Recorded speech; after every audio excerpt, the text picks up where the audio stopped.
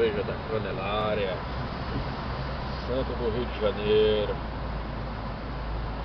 Pode ser. É Presidente Vargas. Avenida Presidente Vargas. Rio Branco, ó. O Rio Branco é que vai fechar Rio Branco tudo, sabia? Pra lá. Vai se passar um trilho aqui. Pode ser. Ó, aí. Rio de Janeiro. Presidente Vargas. Aqui é a Uruguaiana. Presidente Vargas. Sexta-feira, 28 de dezembro de 2012. Foi rápido demais, né? Ontem à noite mesmo, estava em Juazeiro e já estou aqui, hein? São 9 horas da manhã. Pode ser? Avião é tudo hoje, hein? Hoje e sempre foi, né? Rio de Janeiro, Brasil. É o Réveillon em Copacabana. Tudo pronto lá? Tá vendo? Aí tá certo. Vamos já lá. Tranquilo, vamos já lá. Vamos já lá. Meu sinal.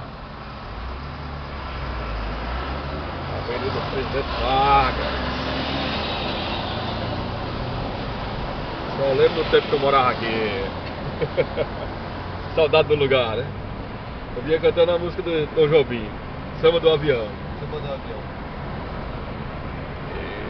Central do Brasil, aí tira a foto aí. Central do Brasil. Braços abertos.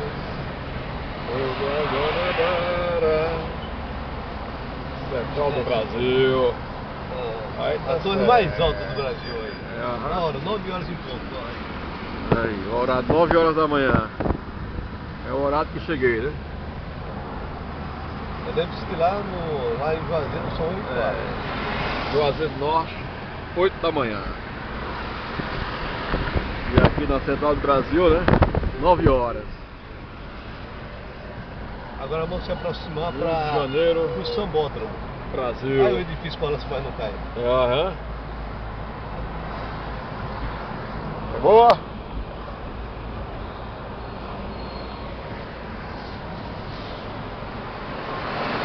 Essa passarela aqui, cara, você vai ter que subir nela.